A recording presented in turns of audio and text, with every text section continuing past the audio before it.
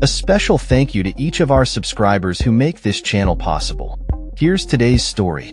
In a significant development regarding the ongoing conflict in Gaza, the Biden administration has expressed optimism about reaching an agreement between Israel and Hamas as early as this week. White House National Security Advisor Jake Sullivan shared insights with Bloomberg News, emphasizing that while progress has been made, there are no guarantees that both parties will reach a consensus to pause the hostilities that have ravaged the region for over 15 months.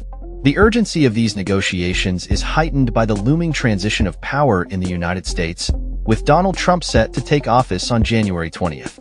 Israeli officials, who spoke on the condition of anonymity, revealed that they have presented a detailed outline to Hamas during discussions in Doha, Qatar, and are now awaiting approval for final negotiations.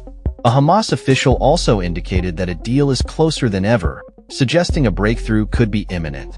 Key issues on the table include the release of hostages and prisoners, the redeployment of Israeli troops in Gaza, and the return of Palestinian civilians to the northern part of the territory. The distribution of humanitarian aid is also a critical point of discussion. Sullivan pointed out, there is a distinct possibility that we can get this deal done just before President Biden leaves office. He acknowledged the previous near agreements that fell short and posed the question of whether all parties could seize the moment to finalize a pact.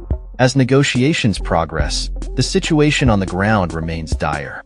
The Gaza Health Ministry reports that at least 46,584 Palestinians have been killed and over 109,731 injured since the onset of Israeli attacks on October 7, 2023.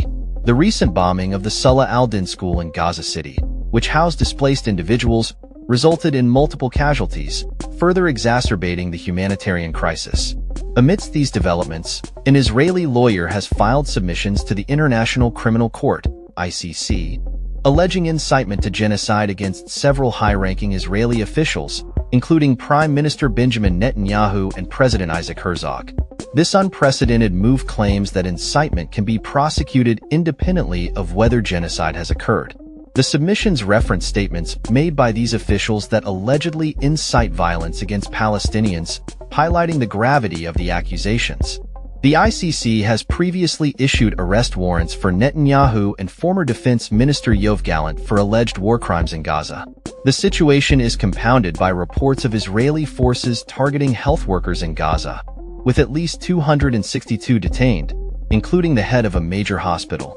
Health workers have described horrific conditions and mistreatment during their detention, raising concerns about the treatment of medical professionals in conflict zones. As the world watches closely, the potential for a ceasefire agreement remains uncertain, but the stakes have never been higher for both sides as they navigate this complex and tragic conflict. That's all for this story. We upload videos every day covering many different subjects, so hit that subscribe button to stay informed. Thanks for watching.